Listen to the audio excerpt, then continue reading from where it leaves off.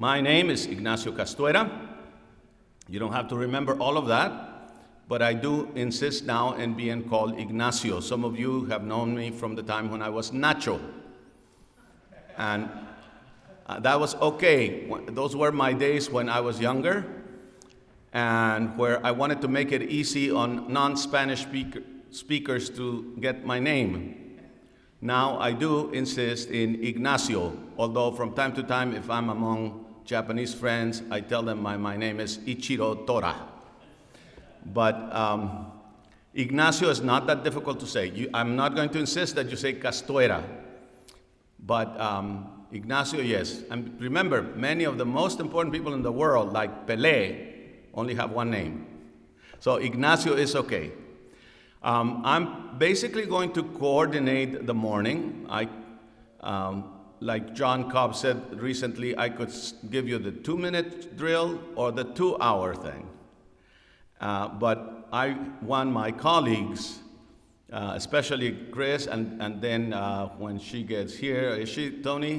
Where is Tony? Tony Bond Leonard, who is talking about a different indigenous group whose contributions have been primarily through the Afro diaspora. Here she is. All right. And so the three of us are dividing this time, and I'm taking, hopefully, the least. One of these days, I'm going to write an essay, or I'll talk to someone, and then we'll record, and then somebody will write it. I think that what we need to emphasize is that what we want is a choice between indigenous spirituality and imperialist or empire religiosity.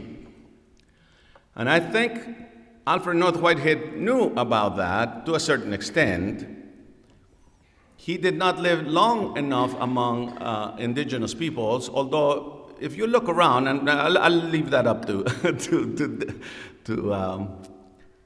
my colleagues who have studied more specifically. You know, Chris specifically has a wonderful dissertation, so I'm not going to blend into that. But again, another proposition is that had he known more about indigenous cultures, especially in the Americas where he moved in 1925, then he would have gained respect for them and realized how much closer he was to them and their sense of spirituality and of philosophy.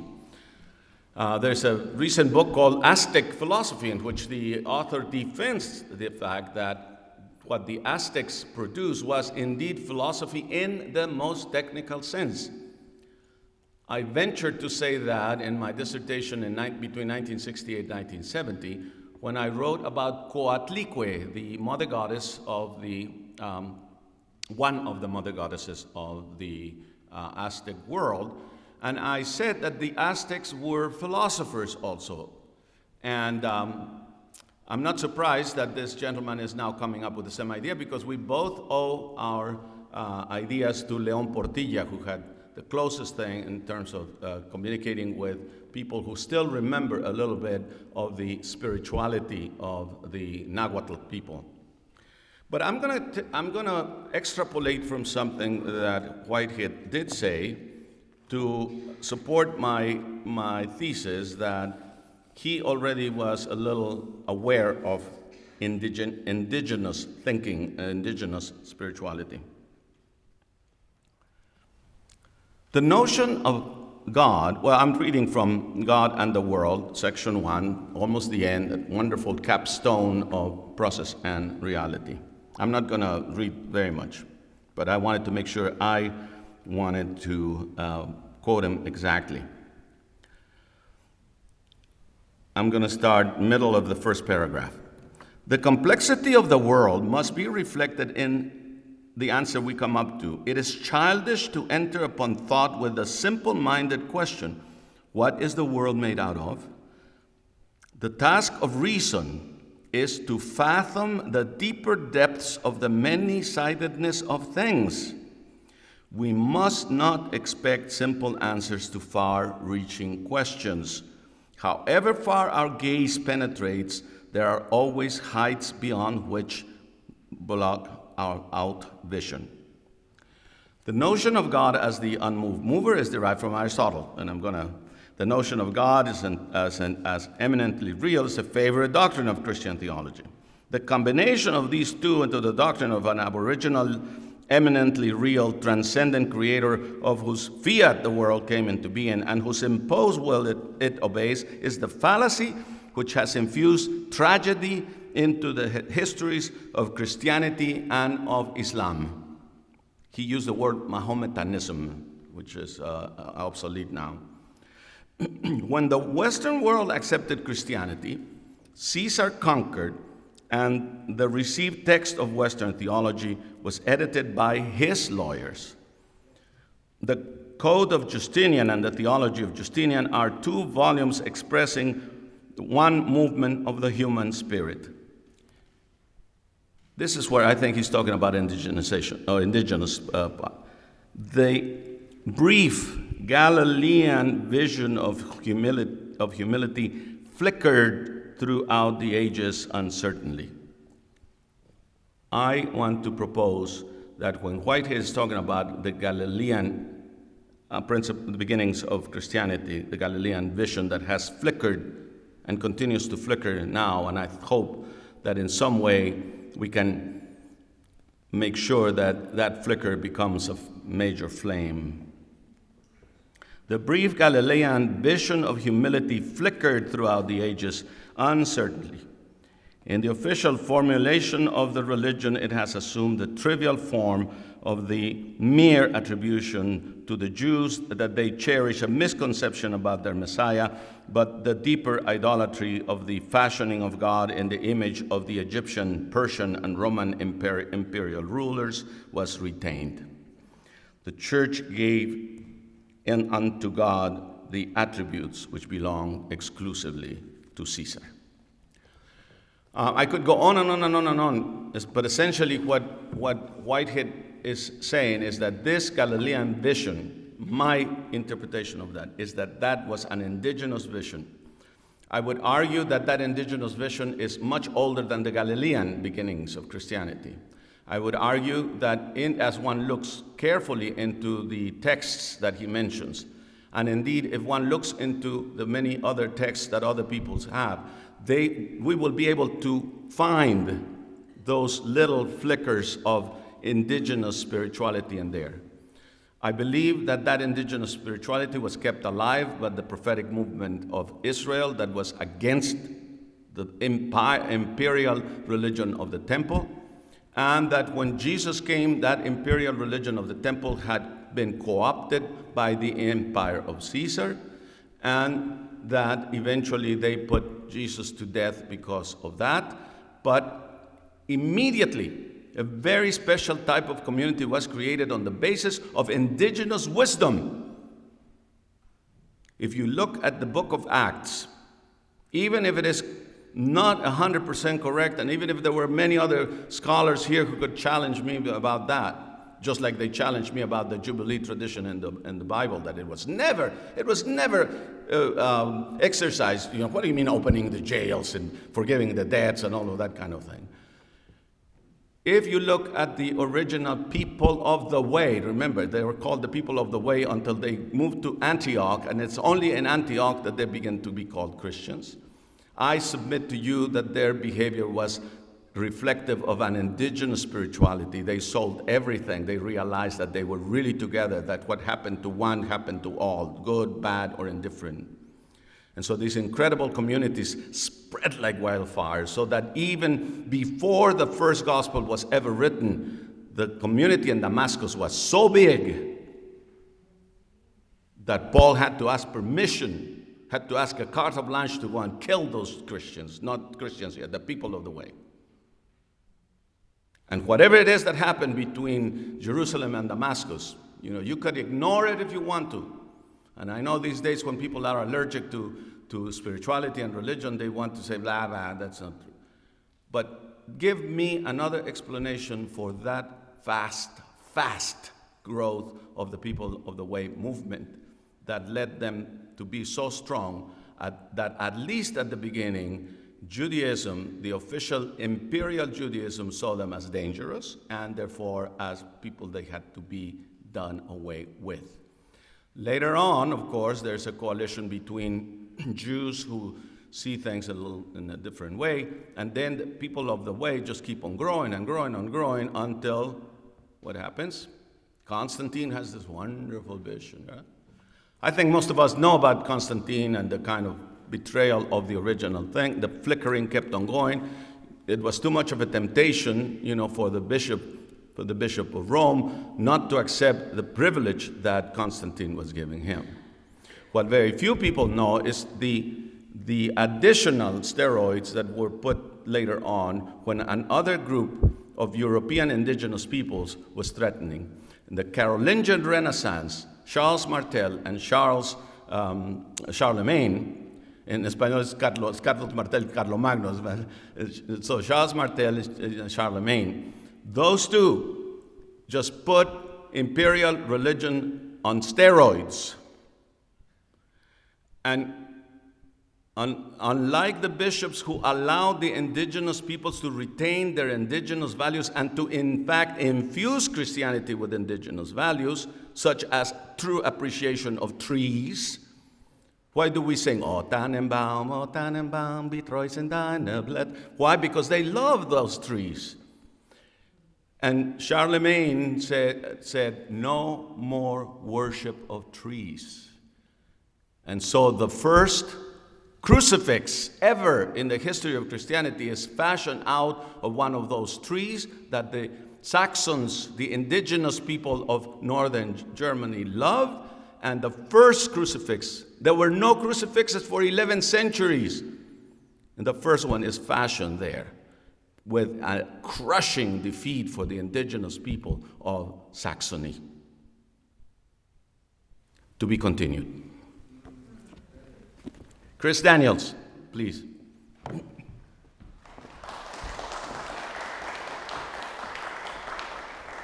Ignacio, and I'm not going to try to pronounce his last name.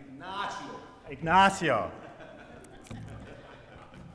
Well, Ignacio called me a couple of weeks ago and said, you know what, I only want to talk for about 15 minutes or so because otherwise everybody's going to get really bored with what I have to say. So I'd like you and Tony to come up and help me out with this.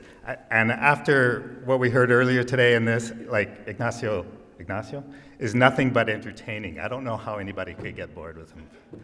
But anyway, what he wanted me to do was present some information and some points that I talked about a little over a year ago when we had sort of a pre-conference think session on what we were going to do in the Indigenous track.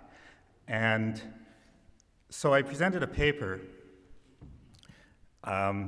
where I discussed potential problems involved in even getting Indigenous people here to have intercultural dialogue on the ecological mess we've gotten ourselves into.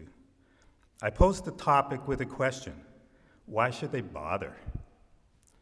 Considering the historical record of such encounters, why should Indigenous people bother to come to Claremont to once more attempt to explain what they've known for thousands of years? After all, although many of the major traditional ways, like Christianity, Judaism, Buddhism, and Western society in general, can be traced back a few thousand years, Indigenous traditions have lasted for tens of thousands of years, and by far have been shown to be far more successful at coexisting with the natural world than any of the later developments. Yet we've never taken what they've had to say seriously. Also, as we are all aware, Indigenous traditions the world over are struggling to survive. Aboriginal scholars and leaders are immersed in trying to keep their culture, language, and ways of knowing intact and relevant. They're struggling to have their communities to be treated with common human decency, to have some semblance of control over what happens to them within a society in the present and in the future, and to be given the same level of respect afforded other communities in today's multicultural society. They have to fight to get a voice as equals on committees that have ultimate control over their future and how their ancestral lands will be used and developed. Aboriginal groups the world over are struggling to develop and implement educational systems that work for their children, while at the same time fighting to keep the languages alive. They have not been treated fairly, to say the least. These are just a few of the ongoing problems faced by Indigenous peoples, but enough to raise the question, why? Why should Indigenous scholars and leaders take the time, expense, and effort to attend and participate in a conference such as Seizing an Alternative? What on earth can we, as Western non-Indigenous people, offer that could possibly make it worth their while, when so many similar avenues have failed? What is special about process thinkers at a Whiteheadian conference? What's different this time? We're starting to get a glimpse of what's different this time from some of the speakers that we've heard, and John Cobb Jr. The biggest obstacle we faced when considering this question, though, is something that's been proven over and over again for the last 500 years. We don't get it. We just don't get it. We don't understand. Western Euro-American culture in general, and Western academics in particular, do not understand what Indigenous people have been trying to tell us for centuries. Not really. We look at their narratives and see myths and legends that often contradict how we understand the world to work, and therefore view them as fanciful, naive, and ultimately false and of no value. Childish stories that might have some simplistic moral message or relay some sort of ancient ancestral knowledge that may at some point have been useful, but have little value in today's world. Stories about connection to the natural world and its inhabitants that childishly attribute life and personhood to inanimate objects, elemental forces, plants, and dumb animals, the mountain beings, the thunder beings, the rooted ones, the four-legged beings, the winged ones, and Pachamama herself. How does that make any sense in light of what Western science has told us about the world? Native scholars and educators even tell us that an alternate system of education is necessary for Indigenous children because of their different ways of gaining knowledge. And the truth of that is borne out with the horrendous failure of residential boarding schools and the statistics that show the relative scarcity of Aboriginal students in higher education. Yet we can't really grasp why that might be. Isn't learning learning?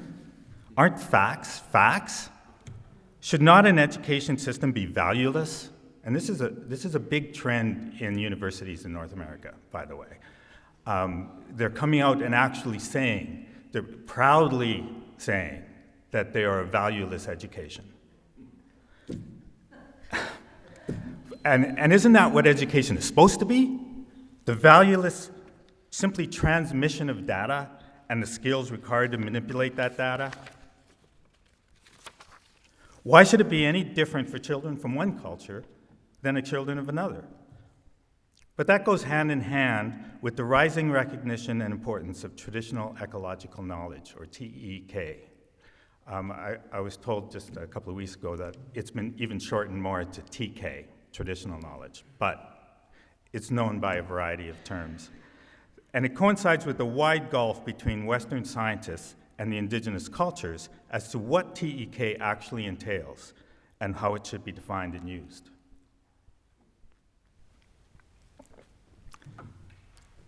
Internal perceptions, sensations, emotions, and conceptions are crucial to Indigenous ways of knowing.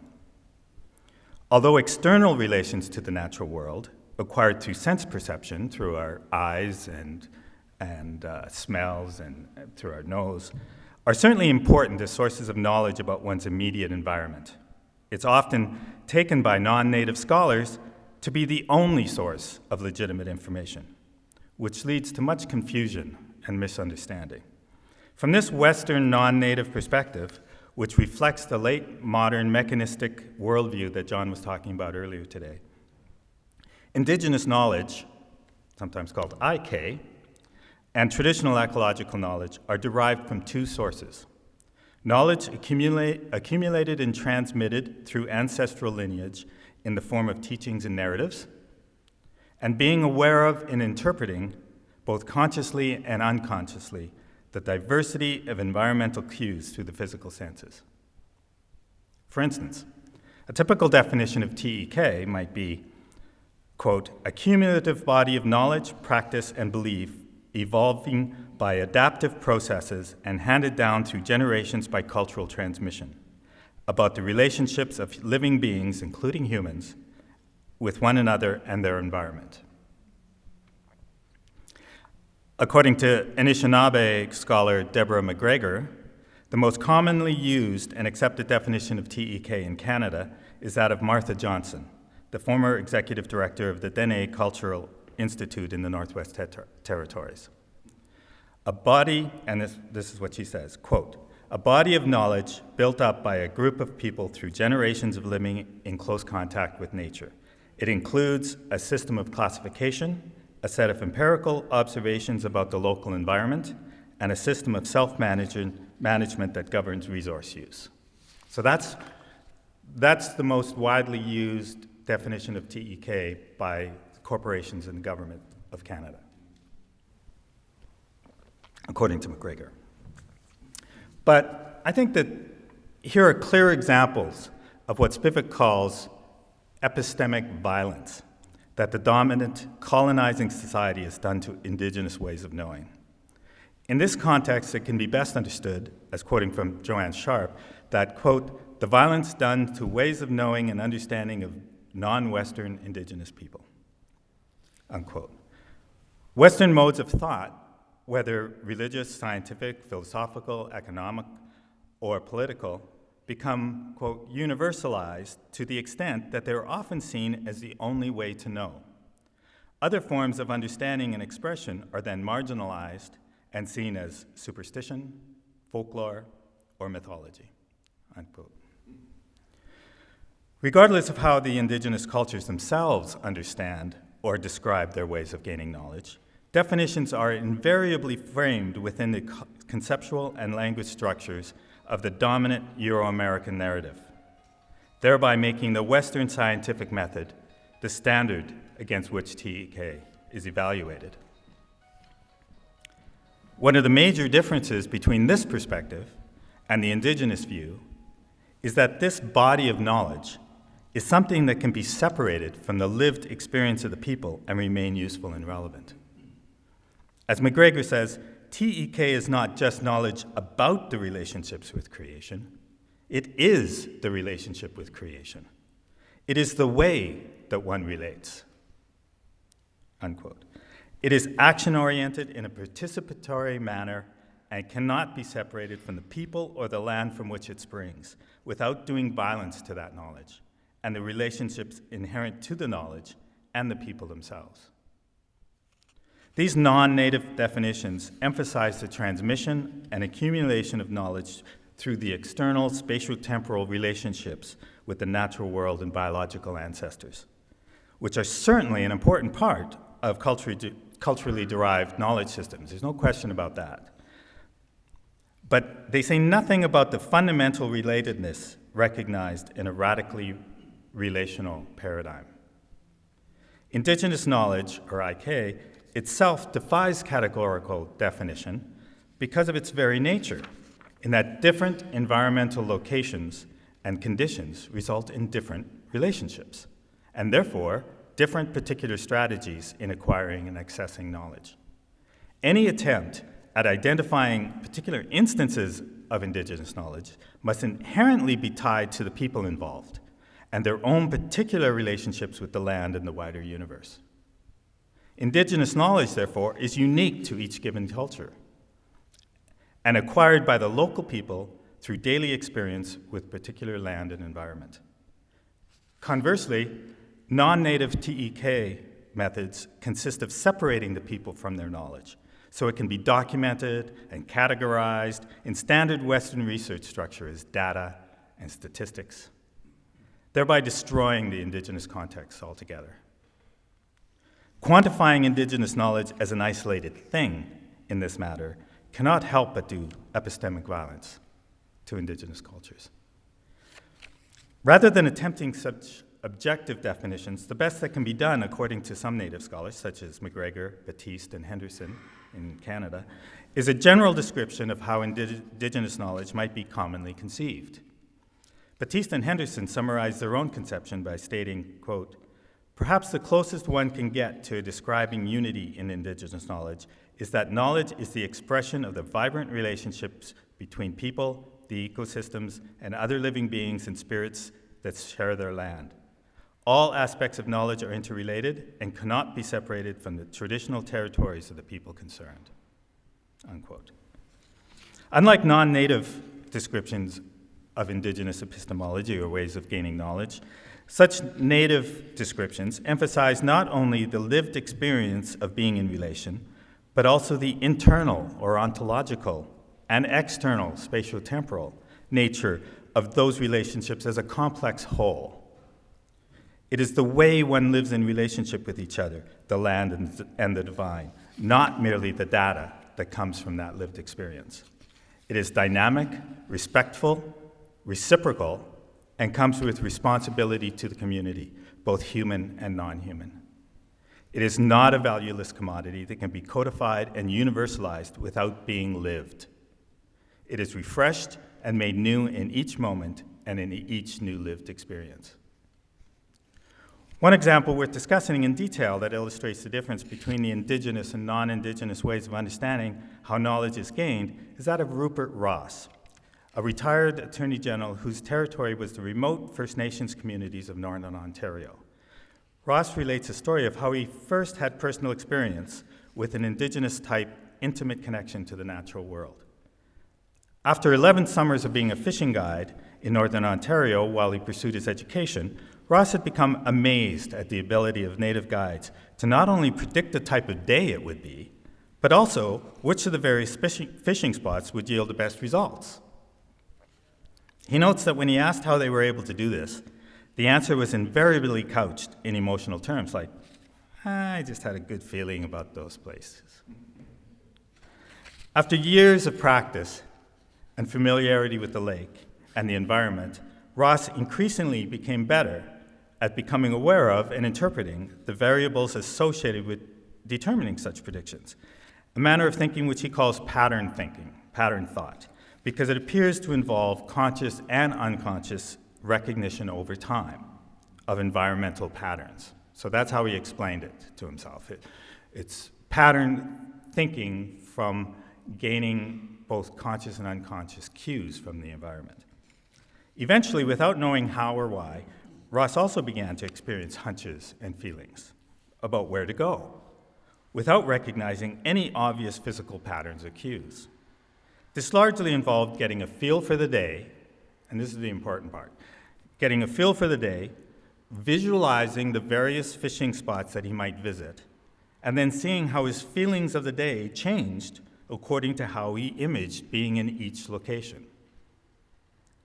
Although he finds it difficult to describe or understand, he still attributed such feelings and hunches to an increase in complex sense perceptual variables, which he was unconsciously processing to make each prediction, even though he got these hunches by internally visualizing rather than being physically present at each location.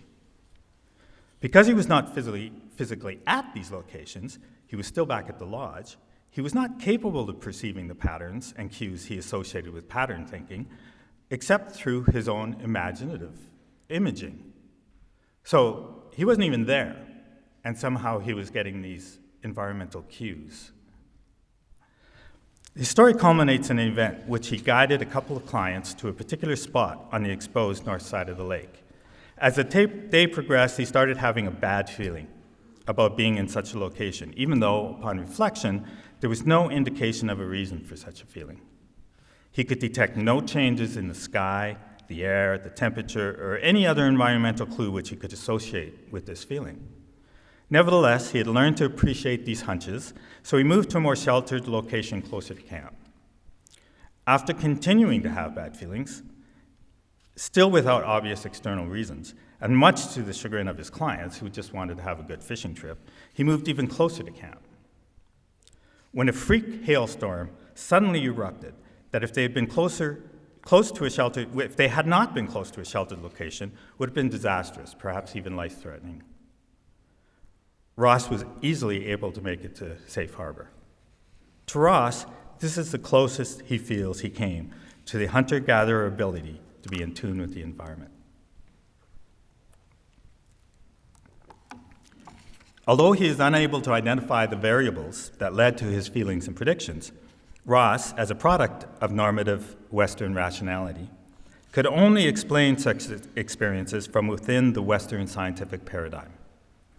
If the external variables could not be identified, the reason must be that they were largely unconscious, significantly complex, but still physical sense perception.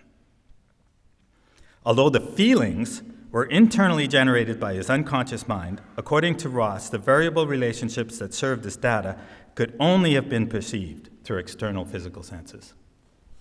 Even after years of working within the native lifeways, Ross had little choice but to interpret this Indigenous experience from the perspective of the dominant master narrative, which only allows for external sense perception.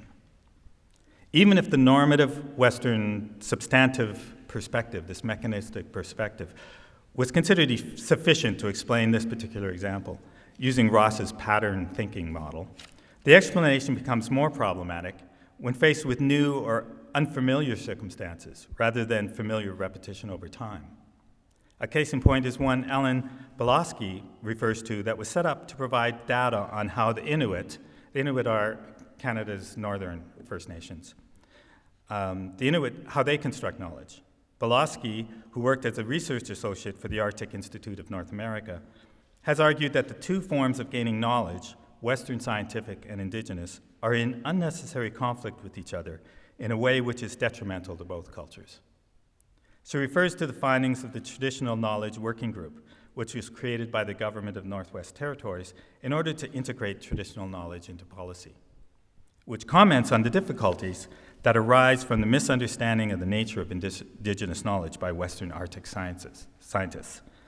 Quote, "The lack of common understanding about the meaning of traditional knowledge is frustrating for those who advocate or attempt in practical ways to recognize and use traditional knowledge.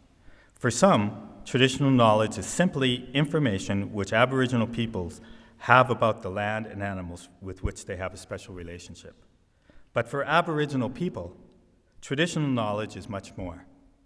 One elder calls it, quote, a common understanding of what life is about." And in our track, we're going to hear someone talk later this weekend about what living as a human being is about in this sense. Coyote will be speaking to us about that. The particular circumstances of the study were in 1953 and 1955, when the Government of Canada resettled Inuit into an unfamiliar and uninhabited environment. Such a circumstance allowed no past knowledge of the local environment to be helpful or relevant. In a simple yet enlightening example, she describes how one hunter was asked how he had figured out the location and movements of caribou herds in this unfamiliar territory. He looked at her rather oddly and said, "Because we are Inuit, we can do that." This is typical of how Indigenous people themselves understand their ways of gaining knowledge differently than do the Western scientists. Implied in the hunter's response in Boloski's article is that such knowledge involves more than simply information which Aboriginal people have about the land and animals with which they have a special relationship, as important as that is. The Inuit, in this case, had no opportunity to physically investigate the land and animals sufficiently to make an assessment. From an Indigenous perspective, it was the Inuit ability to become aware of the internal or spiritual connection to the land and animals that allowed the hunter to intentionally gain information directly, thereby knowing the location of the caribou. As this example illustrates, the disparity between how Native cultures view traditional knowledge and how it is understood by Western culture is made strikingly clear in Canada's northern regions. Corporations that are applying to exploit areas' resources, whether through mining, logging, or oil development, often have to conduct a study which involves the TKK of a local First Nations community, which they then gather and use without ever having again to consult with the people they obtained it from. This, of course, not only directly contradicts how such knowledge is understood by Indigenous people themselves, but also commits what Whitehead refers to as the fallacy of misplaced concreteness and simple location. It reifies knowledge, it makes knowledge, boxes knowledge into a thing by assuming the concreteness of something that is actually conceptual, and also assumes that it endures unchanged in different spatial and temporal contexts. For hundreds of years, Indigenous people have been trying to contribute their wisdom on how to live in relationship with the natural world, and they continue to do so. Some of them are here this weekend to do just that again. And for hundreds of years, we generally haven't got it. Certainly, some of us have tried. I'd even suggest that there are those that have legitimate Indigenous experiences of their own with the natural world, but because their own ancestral Indigenous roots are too far in the past, they have legitimately and understandably turned to current Indigenous traditions for the proper protocols and how to respectfully and reciprocally deal with such experiences. Those are the few that might actually get it. And I know of such. A couple of them are present in the Indigenous track this weekend as well.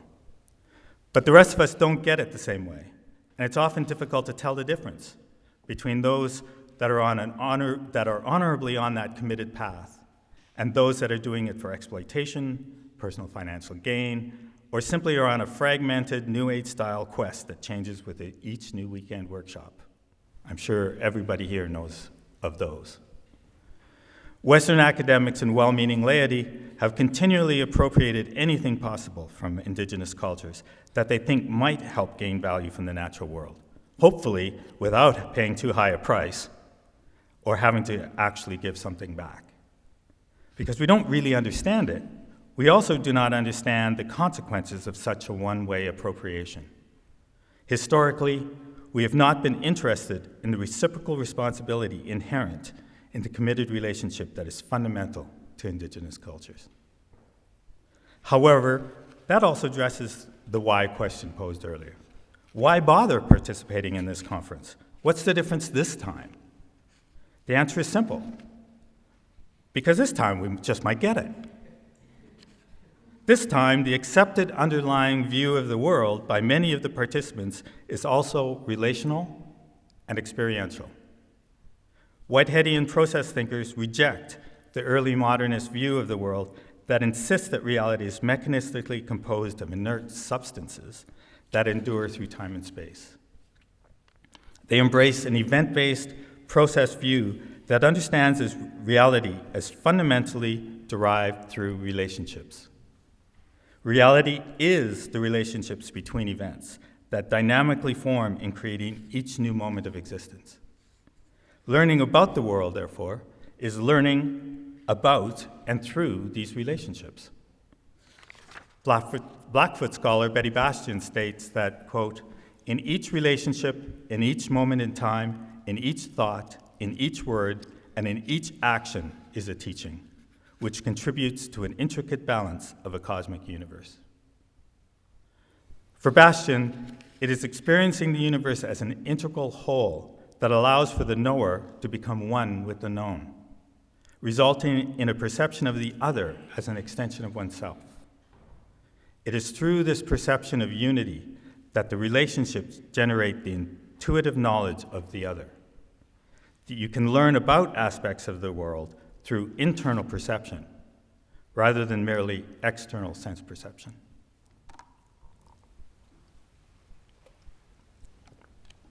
From a Whiteheadian perspective, and those in my track might get really tired of me saying that over the next few days, I kind of view that to a certain extent as my job here.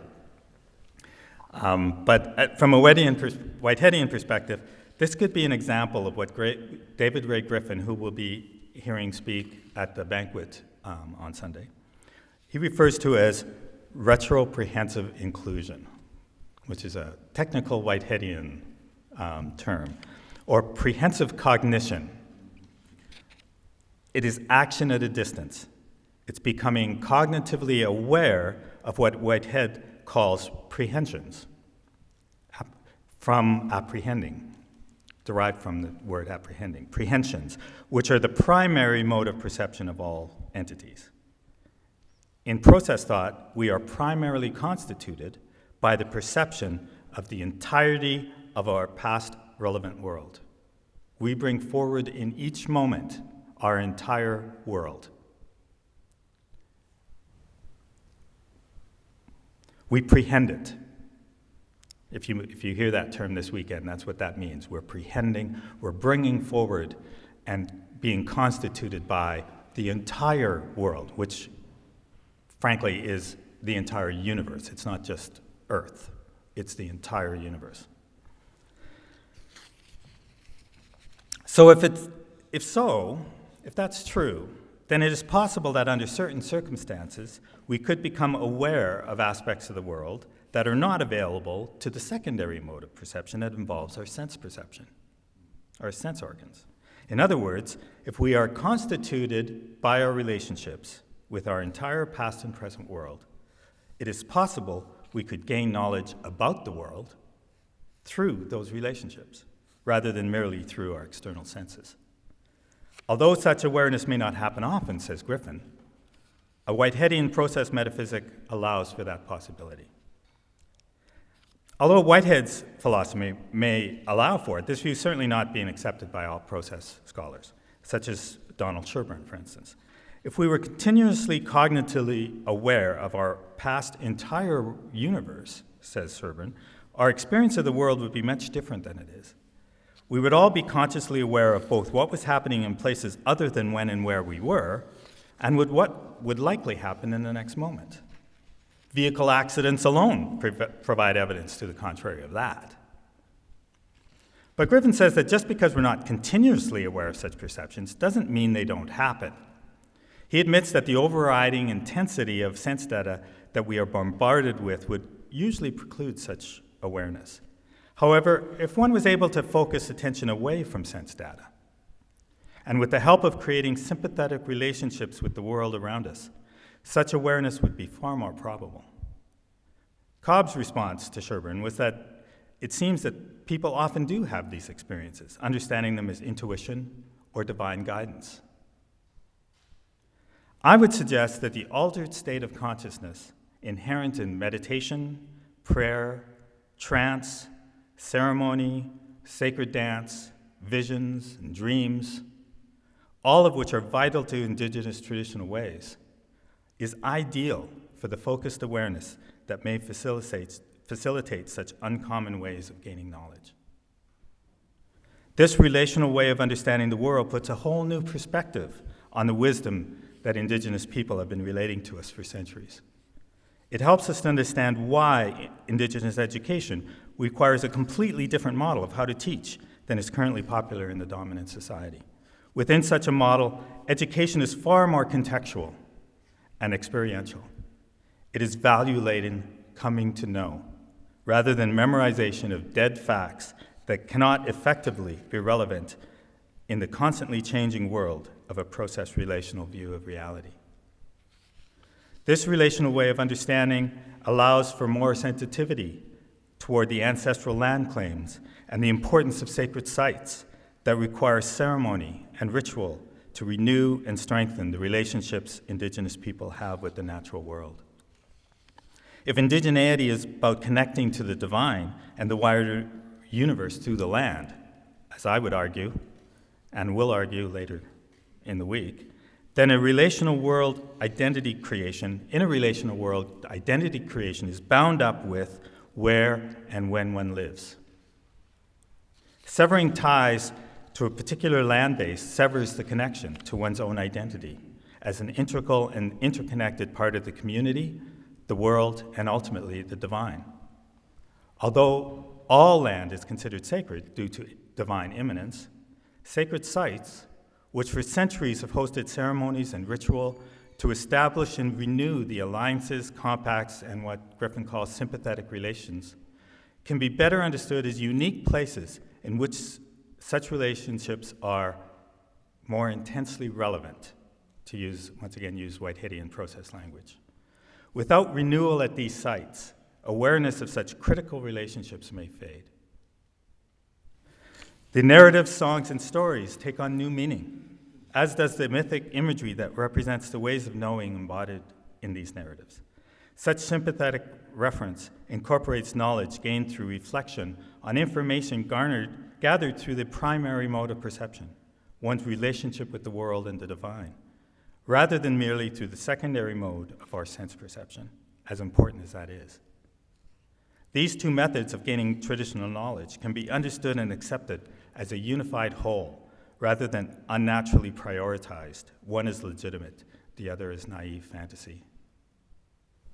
It also illustrates the importance of the contributions Indigenous wisdom can make towards the ecological civilization that is necessary for the survival of the planet. In fact, it puts into perspective scholars such as Jeanette Armstrong, who unfortunately had a family emergency and won't be meeting with us this weekend. But her call for re-indigenization of the entire human race, not just our Aboriginal nations. We all have Indigenous roots if we look back far enough. My own Saxon and Celtic Indigenous connections were compromised a couple of thousand years ago by Charlemagne, but existed nonetheless. As Armstrong, Bill Pfeiffer, Jackie Daniels point out, to save the planet, we all need to renew the relationship to the earth that we all once had, but is now only held in the hands of those who live in a traditional Indigenous way. We need to widen the definition of what it means to be Indigenous to include the potential all people have for re-indigenation. I just want to finish up with one more little story example. Cree elder fishwoman, or Pauline Johnson, tells a story about her lineage, about how the sacred pipe came to the First Nations.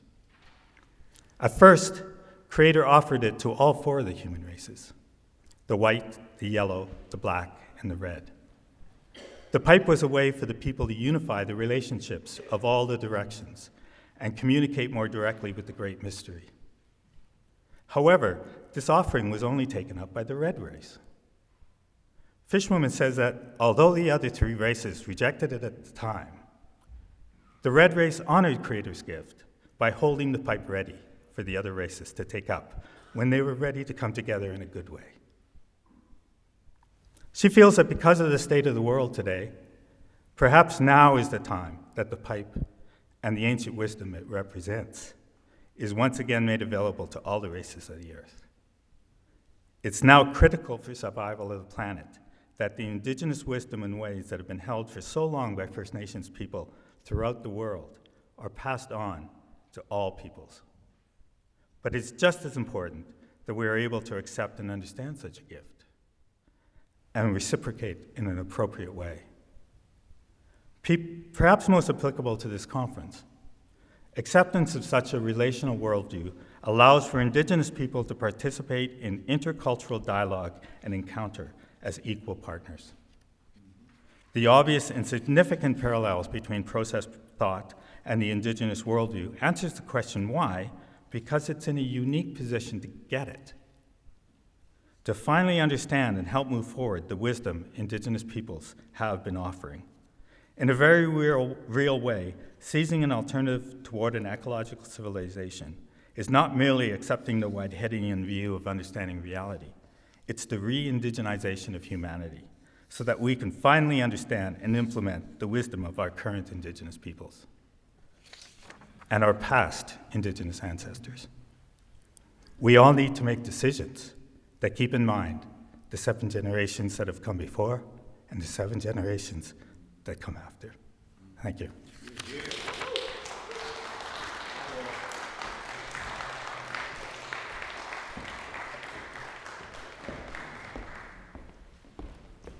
Situations like the one we're facing with Jeanette Armstrong are multiplied in this meeting, in which we had planned for 80 different presenters. And one of them, professor at Union Theological Seminary in New York, we really wanted him to be here. I really wanted him to be here. Now I really am really frustrated that he's not going to be here for another reason. I really wanted to be tracking my tracks, our tracks better. And because Gary Dorian cannot be here now, I have to take 3 of the sessions that he would have of the 8 that he had originally, and John Cobb will take 2, and Alan Guerra will take 3. So it's the 8 sessions that each track has. So the blessing is that a person who told us 6 months ago or 7 months ago that he might not be with us is with us. And for that, I'm so grateful. And who says there is no God? Thank you, Chris. Chris, I'm not even sure of the specifics, and they don't really matter at this point, other than what really matters is that you have overcome that you're here with us, and that you're here to share what you have dedicated hours upon hours upon hours, not only of reason, but of humility to really get to the point of where you are. I would just, before I introduce more officially Tony Bond Leonard, I would like to say that this partnership that you're talking about, I'd like to say that we should go in humility to learn first from them. Because everything that I read, I'm reading a book on the Mandan people. I didn't even know there was such a group. And I was a little, I was quote, happy that I did not know about them, because several other professionals did not know about the Mandan. And interestingly enough, a non-professional, Bill McKibben, did know about the Mandan. And it says that in some ways, people like McKibben are realizing that if we really are going to have a future, we have to go and learn from the indigenous folks from the world. Just one minor thing, I had hoped that my daughter Marisa could have participated with us, because she's heavily involved in the Polynesian Voyaging Society. That's learning to navigate the way the Polynesians navigate. And, Captain Cook was, how the heck did these people get from this place to this other place? No compass, no nothing. No, different compasses, different ways of observing nature, different ways of feeling the currents in the ocean, different ways of accepting the divine in all of creation, so that the dolphin is a deity for them, right? But why? Because without the dolphin, sometimes we might not make it where we really want to go. I just read a little bit of what my daughter, and I am extremely. I'll say it. I'm proud of my daughter. She had a very good business, and she still has the business, but she doesn't do much with that. And the last time I talked to her, she said, I'm not into money, I'm into meaning. And so, really made a father extremely happy to hear his daughter say that. Let me brag about that. So I'm going to quote from an article in which there's an interview of one of the voyagers. The question to him is, given that the techniques you use for non-instrument navigation have been passed down through the generations over 1,000 years, how these changes in the ocean and environment impact your ability to voyage? Can you maintain your traditions? His answer, things like the signs of the seabirds. We don't see the seabirds like we used to. That makes it more difficult. The sea life that we use in navigation becomes much more comprised. We can still navigate, but I would say it is diminished. And then what do you navigate? What is the worth of navigation if all you're doing is accounting for a world that is diminishing? Isn't it an interesting question? A world that is diminishing? Like, we're really going to be there, right? Which world is diminishing, friends? So the issue of tying your tradition to the future comes to a position in which you have to be responsive. It is about responsibility to nature and the ocean and the earth, which is exactly where we need to be. I think the great navigators of today are the ones that recognize the changes in nature and are taking responsibility to do something about it. There are people saying that going around the world in Hokulea is too dangerous. There's too much risk. The great risk of our time is not sailing Hokulea. It is ignorance, apathy, and inaction. The signs of nature are navigating us toward a stronger commitment to responsibility. We don't have all the answers. That's why we sail. The voyage is taking us to places that we need to be. It makes us not only more hopeful, but it strengthens our sense of purpose and helps us understand that it is important for us to sail. So that's what the Polynesians are saying. But there was a group of folks that didn't want to sail. But, these British people thought that, well, we're going to take them out of their country and over to other countries and as slaves, and to provide labor for the land we're taking away from the indigenous people of the Americas. And so the Afro-diaspora has gone all over the place, but their sense of spirituality has not been lost. And one of the things that I asked Tony Bond Leonard, and she miraculously accepted, and I thank you very much, is to try to get some folks, that would be willing to talk about that.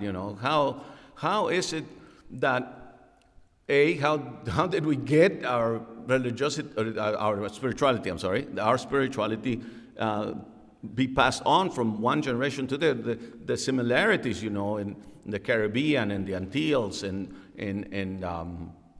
Brazil, in Peru, Mexico. By the way, I strongly recommend you view the film, The Black Grandmother in the Closet. And it's about African influence in Peru and in Mexico. And just a quick parenthetical personal thing. When I was growing up, I'm the darkest of my siblings, and so they called me negro, which was not a pejorative thing, but for me it was really great, I liked it. And I thought I was more indigenous because of the color of my skin. My niece, because of concerns about health, sent her DNA to be analyzed, and she discovered that we have genes from North Africa. I'm still very proud of those genes, but I still wish I had for sure indigenous Mexican genes, but I'm happy to have indigenous North African genes. So in a sense, maybe we're far more related than we think, Tony.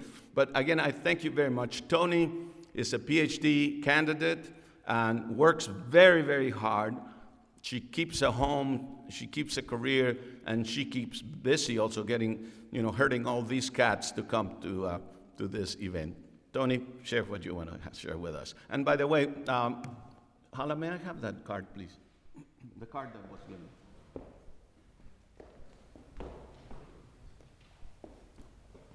Somebody already discovered a typo, and we need to make a note of that. The Buddhist track is meeting in Avery 201, not 202 as printed. So if you are interested in the Buddhist track, then please make that correction, okay? And so please help me welcome Tony Bond-Denner.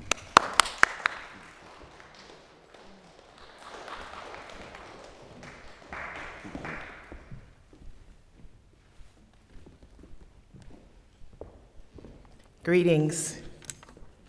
Thank you so very much, Ignacio, for that warm welcome. Thank you for inviting me to be a part of this conference. I am very clear that I am but a very small voice in what needs to ultimately be a much larger voice about the contributions of Africa and indigenous African wisdom to the conversation about what it takes to create an ecologically sustainable environment. I'm going to start a little bit with about my spiritual location. I am a woman of African descent who acknowledges the Christian UCC denominational roots of my maternal family, my mother, my grandmother, my great-great-grandmother. And I am also a student of indigenous African spirituality, a form known as Ifa. That is the tradition of the Yoruba people, and I say that to make it very clear, the religion is not called Yoruba. Yoruba is the name of the people.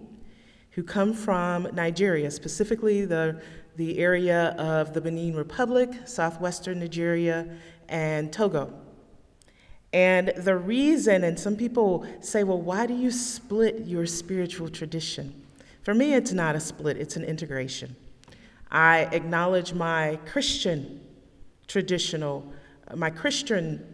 spirituality as a way of acknowledging the spirituality, the spiritual tradition of my mother and my grandmother and my great-great-grandmother, recognizing that that was their tradition and that is a part of me. I'm a student of Ifa because I recognize that that is a part of me as well, and unfortunately is a part of my spiritual tradition that I was denied owing to colonialism and the transatlantic slave trade. So both of those are within me. And I really appreciate, Chris, how you made your remarks and the way in which you made them when I think about the value of Indigenous wisdom and spirituality, even the way that this plenary session has kind of shaped itself. We started with your remarks, Ignacio, and we continued with yours, Chris, and you talked about why Indigenous people would even want to come to a conference like this and have this conversation, and the problems that are inherent when we talk about bringing Indigenous people to have this kind of conversation. And I want to continue on that track you were on and talk about the possibilities and talk about the value of Indigenous spirituality and wisdom. First, let me say, if we were having an actual Ifa ceremony, we would have started with what we call mojibar, or the pouring of libations, to welcome the ancestors into this space as we have this conversation, and to acknowledge those who have went on before us and the work that has went on before us, and to get their permission to even have this conversation. But I've said it, so that'll have to suffice. Indigenous cultures have long understood the unique connection to and relationship with nature and the divine. Eco-womanist activist, scholar, and author Layla Phillips offers that what is needed, quote, is a social change perspective based on a holistic perception of creation encompassing humans and all living organism, plus the non-living environment and the spirit world. She goes on further to offer that what is needed is a framework that is healing and honors a collective human, environmental, spiritual superorganism through intentional social and environmental rebalancing, as well as the spiritualization of human practices. Like eco-womanism, Indigenous African spirituality acknowledges the interconnectedness of the earth, humans, and the spirit world. It also recognizes how human greed and mass consumption have collectively contributed to the degradation of the environment. The Indigenous African spiritual tradition, known as Ifa, offers humanity an ecologically and theological framework for restoring the human environmental spiritual balance. The spiritual foundation of Ifa rests upon three pillars: the Orisha, which represents aspects of nature; ancestral worship, the primary channel through which knowledge and wisdom is gained and a way to honor the departed; and divination, a systematized way to foresee into the future, to divine one's path and destiny. Like eco-womanism, the nature-based aspects of Ifa are closely tied to its precepts of communality and relationality. For example, two tenets of Ifa are that one must never initiate harm to another human being or the universe of which you are part of, and that the spiritual, mental, physical, and emotional realms of our existence must all work together in harmony and balance. At the heart of the Ifa tradition is the belief that Olodumare, or the Supreme Being, is in all things, and we are a part of Olodumare. Olodumare is considered to be the supreme being that is the essence of all living and inanimate things, and there is no separation between human beings, nature, and the earth. Ifa recognizes the interconnectedness and interdependence of all existence through Olodumare as the life force. As humans are connected to and depend upon each other, there is a corresponding connection between even the rock, water, the tree, and all forms of existence, non-human, human, and matter, and that they all have the common thread of the life force of Olodumare. This universal view of interdependence and relationality upholds a much broader perspective of the divinity of all forms of existence and supports the tenet of not committing acts that would harm the universe. The term Orisha itself combines aspects of the human consciousness with the divine consciousness. The Yoruba word Ori means the human consciousness embedded in human essence, and the word Sha expresses the ultimate potentiality of that consciousness to enter into or assimilate itself into the divine consciousness. There are 8 primary Orishas, with each Orisha representing some aspect of the universe, nature, and life force. For example, as an Orisha, the expanded definition of Ori includes the head or the apex of all things. Obatala, an Orisha, is considered the father of all Orishas and represents the mother of human form on earth. One of the most powerful Orishas is Eshu Ilegwa, also known as just Eshu. Eshu represents the energy through which all things must travel. Eshu is the holder of the Ashe, or the creative potency of the Orisha, the essence, the life force, the power. No request of the Orisha or actions can be taken without first consulting with Eshu. As the messenger or emissary of Olodumare, Eshu carries forth the sacrifices and offerings to the other Orishas, as well as must be one of the recipients of any offering made. The Orisha known as Oshun represents the divine nature of the rivers, the divine source from which clarity flows. Oshun's waters represent healing forces as well as sensuality. She is also the Orisha of fertility and the source from which feminine divinity flows. Ogun embodies the element of iron and represents force and strength. He is called upon to clear the way of any obstacles in life. Yemenya is the keeper of all the ocean waters, guarding the ecosystem. Like Oshun, Yemoya has a fertility aspect in that she also represents the amniotic fluid that protects the child in the mother's womb. Oya, my Orisha, and in the Ifa tradition, my name is Ifa Lola. Oya is the Orisha that we say sits on my head. And Oya represents the continuously changing energies of the universe, as both the keeper of the cemetery and the atmospheric elements like wind and hurricanes. Oya further represents rebirth of all things, acknowledging the correlation between death and birth. Finally, there is the Orisha name known as Shango. Shango is also considered to be a very powerful Orisha. A warrior, Shango can represent both feminine and male energy, having the ability to transform him or herself as well as other substances. Olodumare oversees the power of each of the Orishas as they represent the divine elements of the Supreme Being. As Ifa priest and Babalao Baba Ifa Karate notes, the Orishas are personifications of Olodumare, and their nature-based attributes are a vehicle to God consciousness. This God consciousness is central to the understanding of the delicate balance of the universe and human beings' role in maintaining that harmony. Another important element of note within the Ifa tradition is the role of women.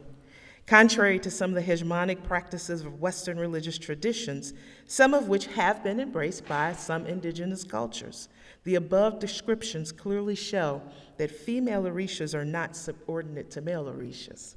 In fact, that Shango holds both male and feminine energies highlights the importance of both energy sources. In addition, Shango supports the concepts of interdependence and interrelationality, as both masculine and feminine energies are vital to this Orisha's existence in the divine universe. The peaceful coexistence of the masculine and the feminine deities further highlights the important concept of wholeness within indigenous African spiritual traditions.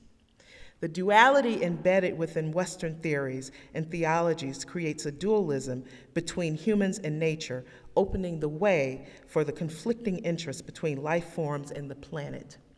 Black womanist theologian Karen Baker Fletcher points out that the forced separation from the African continent of Black people disconnected them from their relationship to the land. She further posits that this separation has led to the nihilism and despair in Black communities. Indigenous African spirituality and wisdom embraces the interconnectivity of all forms of existence, drawing upon, in many respects, Eastern concepts of mindfulness in human interactions with the earth and universe. The practice of appeasing the Orishas through sacrifices and offerings that come from the earth again highlights the interrelationality and interdependence of all matter. Like humans, the Orisha requires sustenance from the earth.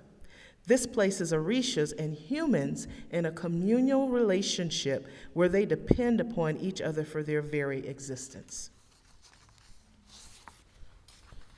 The concepts of interrelationality, humans' relationship with the earth and other forms of life, predates the colonial environmental history of Africa and remains a vital part of traditional African land use practices of spirituality and life.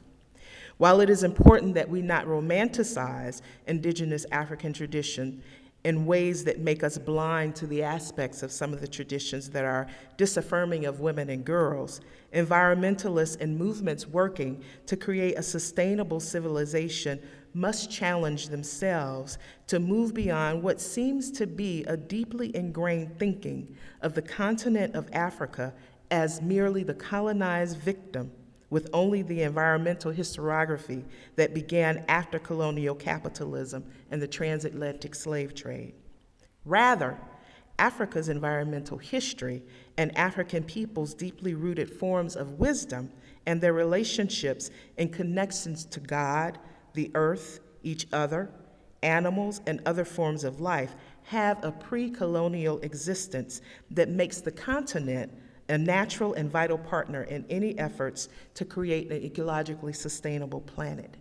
We would do well to remember that Africans brought their own indigenous knowledge and wisdom about what it meant to be in relationship with the rich soil, plant life, and animals of the African continent with them, and applied that knowledge and wisdom as they were forced to work the fields of slave plantations. In the track of that will happen over the course of the weekend, we're going to talk about the important role of the contributions of Africa and the people of African descent and the continent as we talk more about global sustainability. We're also going to spend some time examining why people of African descent, their wisdom, and the entire African continent continue to be left out of the conversation in meaningful and intentional ways, and why oftentimes it seems as if we're the afterthought to the conversation. We will not only talk about issues of environmental justice, but we'll also look at where do issues of reproductive justice, economic justice, and other social justice issues form an important intersection that expands how we think about what it means to create an ecologically sustainable planet. We can't have the conversation about what it means to be environmentally sustainable if we don't have the conversation about what it means to help women control their fertility and also fight against forms of population control that are reproductively oppressive.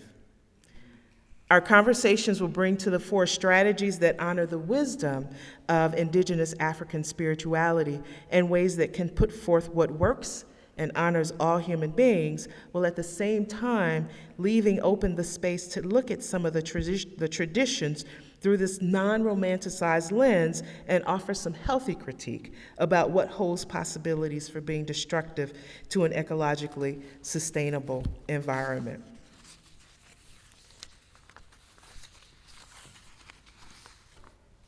The important question for us all to consider is when we talk about the contributions of Africa, particularly the contributions of indigenous African spirituality and wisdom, the really important question for us to consider is how do we lift up the theories and wisdom of forms of indigenous African spirituality and wisdom traditions to help move us closer to an ecologically sustainable environment.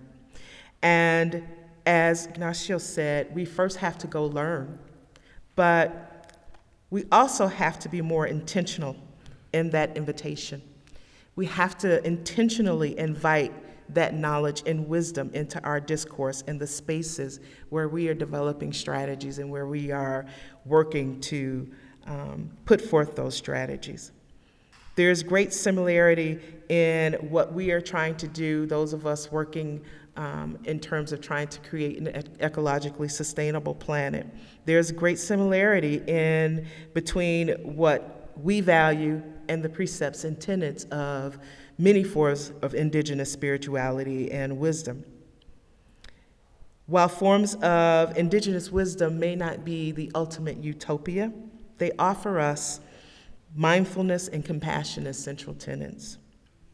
They offer us ideas and thoughts about ethical actions towards humans and the planet and what that means and what that could look like.